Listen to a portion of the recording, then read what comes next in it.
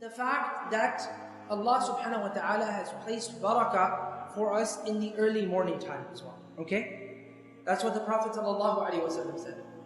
بُورِكَ لِأُمَّتِي فِي بُكُورِهَا. Allah subhanahu wa ta'ala has placed barakah for my nation within the early morning times.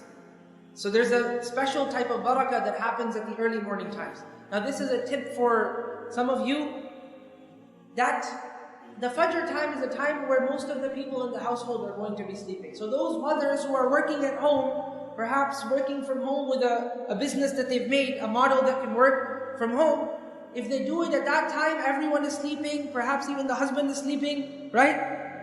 Inshallah, the husband prayed Fajr and then went to sleep, right? Or even better yet, the husband is also up after Fajr.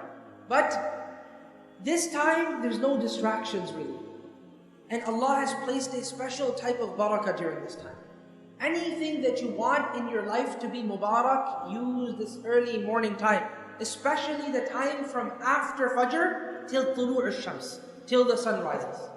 That is the most mubarak time. That is one of the most mubarak times for a person to do anything. Whether that be memorizing the Quran, whether that be reading something, whether that be business even. That's why the narrator of this particular hadith, Sakhr al-Ghamidi, radiyallahu ta'ala anhu, he realized the potential of this hadith. So in the morning time, he would do his transactions after Fajr.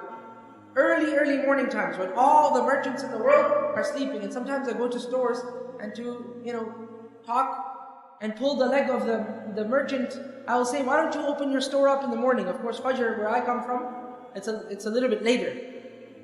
So I say, why don't you open it up around 6 o'clock, This is 6 o'clock, no one will be here. Then I tell them this hadith. Even if no one is here, Allah subhanahu wa ta'ala will place barakah.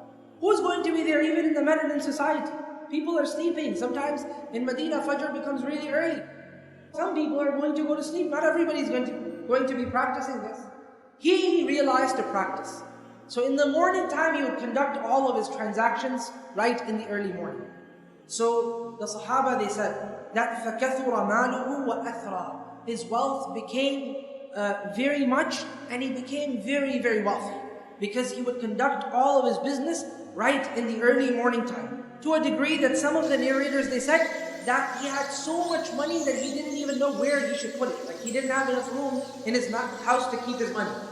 Now, of course, nowadays we have banks, but at that time they had to keep money in their houses, so he didn't have room in his house to place money.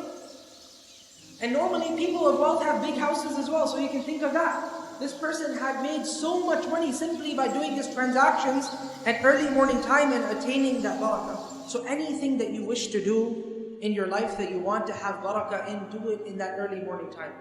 Especially the time that is between the end of Fajr Salah until the sun rises, and even after that, the barakah. But that is the really mubarak time for a person to do dhikr, for a person to even conduct business after he's done the adhkar of the morning, and so on and so forth.